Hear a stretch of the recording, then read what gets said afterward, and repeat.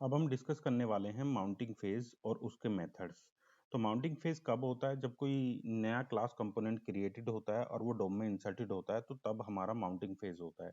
तो उसके अंदर जो हमारे मेथड होते हैं, मैंने पिछले ट्यूटोरियल में बताया था कि 4 मेथड होते हैं। एक तो कंस्ट्रक्टर होता है, एक होता है यहाँ पे get derived state from props, ये जो है हमारा माउंटिंग और अपडेटेड दोनों में होता है। फिर होता है रेंडर, रेंडर जो है माउंटिंग और अपडेटिंग दोनों में। और यहाँ पे एक दे रखा है React update DOMs and refs, refs की मदद से हम दोनों में ही दोनों जो हमारा डोम एलिमेंट होता है उसको अपडेट कर सकते हैं। ठीक है। और फिर एक होता है component did mount.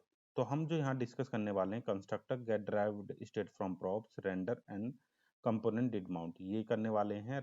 React update DOM with refs नहीं डिस्कस करने वाले हैं, इसे रेफ्स को बाद में डिस्कस करेंगे। अगर आपको इसके बारे में कुछ पढ़ना है तो आप यहाँ से डॉक्यूमेंटेशन पे जाके पढ़ सकते हैं, लेकिन हम इसे कवर करेंगे बाद में। अभी हम सिर्फ लाइफ साइकिल मेथड्स डिस्कस कर रहे हैं। तो माउंटिंग में हमारे ये 4 मेथड्स हैं, ये हम डिस्कस करेंगे। तो अभी मैं क्या करता हूँ कि एक कंपोनेंट बना लेता हूँ, माउंटिंग ए डॉट जेएस। ये कंपोनेंट मैंने एक बना लिया है, आरसीसी रिएक्ट कोड स्निपेट से क्लास कंपोनेंट यहाँ पे बना लिया है। अब रेंडर तो हमारा ये हो गया है, ठीक है। जो रेंडर हमें डिस्कस करना है, ये रेंडर हो गया है किसके लिए? जो हमारा JSX रेंडर करेगा, ठीक है, जो हमारा UI रेंडर करेगा कंपोनेंट का। तो ये हो गया है। तो इसमें हम माउंटिंग ये हमने यहाँ पे कर लिया, और एक यहाँ पे मैं कंसोल करा देता हूँ, कंसोल डॉट लॉग कि mounting A render. Okay, mounting A जो क्लास है उसका रेंडर मेथड है, ये होगा। फिर हम एक कंस्ट्रक्टर क्रिएट करते हैं। तो ये कंस्ट्रक्टर जो है हमारा, जैसे ही हमारा कंपोनेंट जो है कोई क्रिएट होगा और वो डोम में इंसर्ट होता है, तो सबसे पहले कंस्ट्रक्टर कॉल होता है, ठीक है। और ये कंस्ट्रक्टर जो पैरामीटर में प्रोप्स रखता है, ठीक है, प्रोप्स इस तरह से प्रोप्स। तो जो भी प्रोप्स हम उधर से पास कर रहे हैं यहाँ पे हमें मिल जाते हैं। फिर हमारे पास होता है सुपर। सुपर हमारा जो कंस्ट्रक्टर कॉल करता है पेरेंट क्लास का, जो ये कंपोनेंट क्लास है, रिएक्ट कंपोनेंट क्लास जो है, इसका हमारा सुपर मेथड कॉल करता है। तो इसका कंस्ट्रक्टर कॉल करता है ये सुपर, ठीक। इसके बाद हम कोई स्टेट इसमें इनिशियलाइज, ये कंस्ट्रक्टर किस लिए यूज में आता है कि हमें कोई स्टेट हमें इनिशियलाइज करनी है, तो उसके लिए यूज आता है, ठीक। तो यहाँ पे एक स्टेट मैंने ले ली, यहाँ पे नेम ले लिया और ब्लैंक, इस तरह से, ठीक है। एक दूसरा ये आता है हमारा कि बाइंडिंग इवेंट हैंडलर्स, हमने पहले ट्यूटोरियल्स में डिस्कस कर चुके हैं। जैसे कोई मेथड है हमारा लाइक चेंज स्टेट, इस तरह का कोई मेथड है, तो हम वहाँ पे बाइंडिंग के लिए यूज करते थे चेंज स्टेट डॉट बाइंड, मतलब क्लास के जो रेफरेंस है उससे बाइंड करने के लिए, इस तरह से हम यूज करते थे। तो अभी हमारा कोई मेथड है यहाँ पे चेंज स्टेट है नहीं, तो मैंने इसको कमेंट कर दिया। तो बाइंडिंग और इनिशियलाइजेशन के लिए यूज होता है, ठीक है। ये हो गया हमारा कंस्ट्रक्टर। अब हमारा एक स्टैटिक मेथड होता है, static get derived state from props, ठीक है। एक get derived state from props ये मेथड होता है हमारा, ठीक है। इसमें 2 पैरामीटर होते हैं, एक होता है हमारा प्रॉप्स, जो हमारा प्रॉप्स हम पास करेंगे वहां से प्रॉप्स आता है। दूसरा हमारा क्या आता है, स्टेट इसमें मिलता है, ठीक है। इसमें क्या करते हैं, जो हमारी ये स्टेट इनिशियलाइजेशन हुई है, ठीक है, अगर इसको चेंज करना है हमें स्टेट को, तो हम मान लीजिए किसके बेस पे चेंज करना है, जो प्रॉप्स हम पास कर रहे हैं। अभी मैं यहाँ पे इंपोर्ट कर लेता हूँ, इसको इंपोर्ट नहीं किया है मैंने, तो यहाँ पे मैं जाता हूँ माउंटिंग ए, ये मैंने इस तरह से इंपोर्ट और कॉल कर लिया है इसको यहाँ पे, ठीक है। तो ये मेरा क्या करता है यहाँ पे स्टेट, और ये स्टेटिक मेथड है। ये क्या करता है, ये जो स्टेट है इसको प्रॉप्स की हेल्प से, जो भी प्रॉप्स मेरा यहाँ से मैं पास करूंगा ऐप से, यहाँ से मान लीजिए मैंने यहाँ से नेम पास किया, नेम पास किया टेक मेंटर, ठीक है, टेक मेंटर। तो मैं ये स्टेट चेंज करना चाह रहा हूँ, मैं यहाँ कंसोल में यहाँ पे जो रेंडर है यहाँ पे स्टेट भी दे देता हूँ, this dot state dot name, अब यहाँ पे ये स्टेट है। अब ये जो मेथड है क्या स्टेट चेंज करेगा किसके बेस पे? तो यहाँ पे भी हमारा प्रोप्स है, मान लीजिए प्रोप्स डॉट नेम मुझे यहाँ से मिल रहा है। ठीक है, अभी मैं यहाँ पे रिटर्न कर लेता हूँ, रिटर्न नल, कि कुछ भी अपडेट नहीं कर रहा, कोई स्टेट अपडेट नहीं कर रहा है। तो मैं यहाँ पे जाता हूँ माउंटिंग और इंस्पेक्ट एलिमेंट करता हूँ, कंसोल पे गया, मैं रिफ्रेश किया मैंने, तो देखिए मेरा यहाँ पे जो माउंटिंग रेंडर में टेक मेंटर मिल रहा है, जो प्रोप्स मैंने पास किया है ऐप से, यहाँ से वो मेरे स्टेट यहाँ पे अपडेट कर रहा है। ठीक है, यहाँ पे अपडेट कर रहा है, लेकिन ये हमें जो रिएक्ट रिकमेंड करता है ये सिर्फ इनिशियलाइजेशन के लिए यहाँ पे देता है कि कंस्ट्रक्टर में हम सिर्फ इनिशियलाइज करेंगे, और अपडेट हम कहाँ पे करेंगे क्लास कंपोनेंट में, इस मेथड से get derived state from props. तो हम इसको इसी को काम को यहाँ पे करेंगे, जो हमारी स्टेट आ रही है इस तरह से, ये स्टेट ले ली मैंने, और फिर इसको जो नेम है, नेम को किस तरह से मैं चेंज करूंगा, जो मेरा प्रोप्स आ रहा है प्रोप्स डॉट नेम। ठीक है, अब देखिए मैंने यहाँ से जो है हटा दिया है प्रोप्स डॉट नेम कंस्ट्रक्टर से, और यहाँ पे मैंने get derived state from props यहाँ पे लिया है। तो अब जाके हम रिफ्रेश फिर से करते हैं, तो देखिए सेम मुझे मिल रहा है, यहाँ पे देखिए सेम माउंटिंग रेंडर टेक मेंटर। ठीक, तो अब ये आता है कि जब हम कंस्ट्रक्टर में अपडेट कर सकते हैं स्टेट को प्रोप्स की हेल्प से, तो हमें यहीं ये इसी मेथड की क्या जरूरत पड़ी। तो अगर हम कंस्ट्रक्टर में जाते हैं इसको अपडेट करने के लिए, तो ये हमारा परफॉर्मेंस जो होगा कंपोनेंट का उसको डिक्रीज करेगा।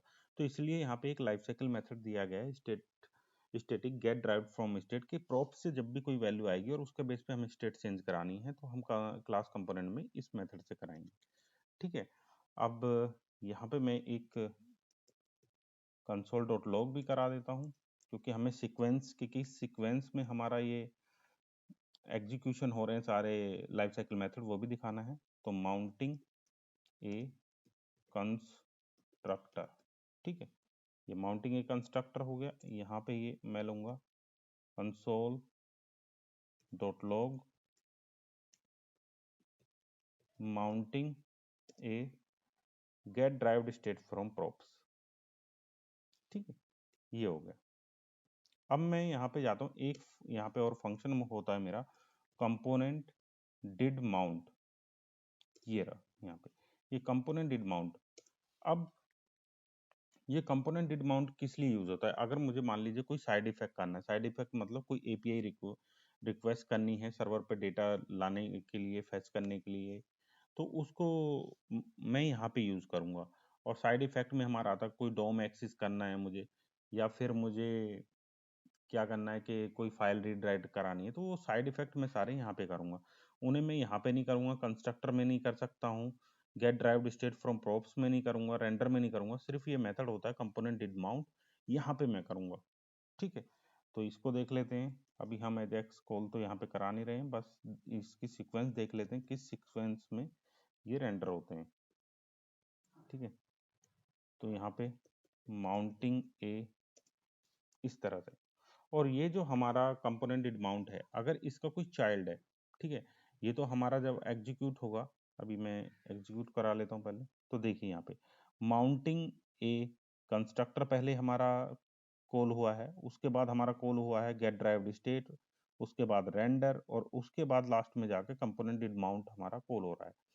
ठीक है, ये तो थी इसकी कॉलिंग के कौन सा कब कॉल होता है। सबसे पहले कंस्ट्रक्टर होता है, फिर गेट ड्राइव्ड फ्रॉम स्टेट होता है, फिर रेंडर होता है, और फिर कंपोनेंट डिड माउंट होता है।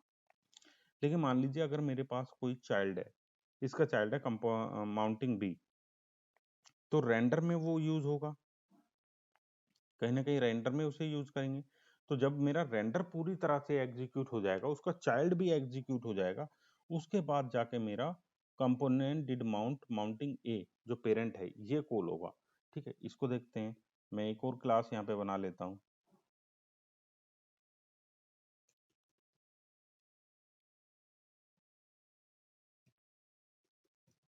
Mounting B dot JS. ठीक है, ये माउंटिंग बी डॉट जेएस है। अब मैं क्या करता हूँ,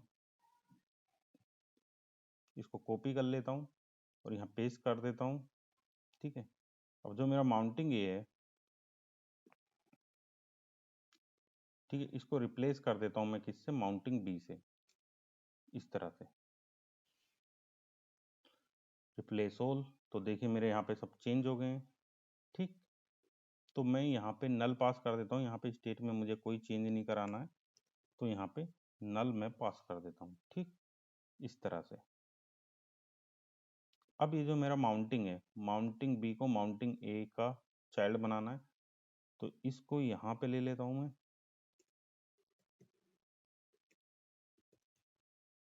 माउंटिंग बी, इस तरह से ये यहाँ पे आ गया। ठीक है, अब यहाँ पे माउंटिंग बी। अब देखिए, अब मैं जाता हूँ यहाँ पे, चेक करते हैं। देखिए सबसे पहले कंस्ट्रक्टर, देखिए माउंटिंग ए के अंदर माउंटिंग बी आ गया। ठीक है, तो कंस्ट्रक्टर किसका कॉल हुआ है, सबसे पहले माउंटिंग ए का, फिर गेट ड्राइव्ड स्टेट माउंटिंग ए का, फिर माउंटिंग ए का रेंडर। ठीक है, रेंडर, यहाँ पे स्टेट भी आ गई है टेक मेंटर इसके साथ। फिर देखिए हमारा कंपोनेंट ए का कंपोनेंट डिड माउंट कॉल नहीं हुआ है, उसके बाद जो एग्जीक्यूट हुआ है मेरा पूरा चाइल्ड एग्जीक्यूट हुआ है, कंपोनेंट माउंटिंग बी का कंस्ट्रक्टर, माउंटिंग बी का get derived state from props, mounting B का रेंडर और माउंटिंग बी का कंपोनेंट डिड माउंट। उसके बाद जाके माउंटिंग ए जो कंपोनेंट है उसका कंपोनेंट डिड माउंट मेरा कॉल हुआ है। तो इस सीक्वेंस में मेरे ये लाइफ साइकिल मेथड माउंटिंग में कॉल होते हैं। ठीक है, तो इसमें जो सबसे इम्पोर्टेंट चीज़ है वो दो चीज़ें हैं। रेंडर तो हम सभी में यूज़ करते हैं, रेंडरिंग जेएसएस के लिए यूज़ होता है, और कंस्ट्रक्टर तो इनिशियलाइजेशन के लिए यूज़ होता है और बाइंडिंग के लिए यूज़ होता है, बाइंडिंग इवेंट हैंडलर्स। और ये दो मेथड्स हैं मेरे, get derived from state, static method. अगर हमारा कोई प्रोप्स आ रहा है, प्रोप्स से हम क्या करेंगे, प्रोप्स से हम अपनी स्टेट को चेंज करेंगे, तो इसका यूज़ करेंगे। और कंस्ट्रक्टर में हम नहीं यूज़ करेंगे, वैसे तो कर सकते हैं पर नहीं यूज़ करेंगे, क्योंकि ये हमारा डिक्रीमेंट करेगा परफॉर्मेंस को। और हमारा जो कंपोनेंट डिड माउंट है वो हमारा साइड इफेक्ट के लिए यूज़ होता है। ठीक है, तो ये था। और साइड इफेक्ट के लिए और कोई यूज़ नहीं होता है इन चारों मेथड्स में से।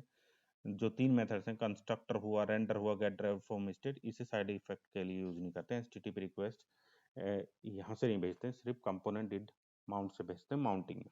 तो ये था मेरा माउंटिंग फेज और उसके मेथड्स और सीक्वेंस, किस सीक्वेंस में ये वर्क करते हैं। आई होप कि आपको समझ में आया होगा। अगर आपको समझ में आया है तो वीडियो को लाइक करें और चैनल को सब्सक्राइब करें। Thank you for watching.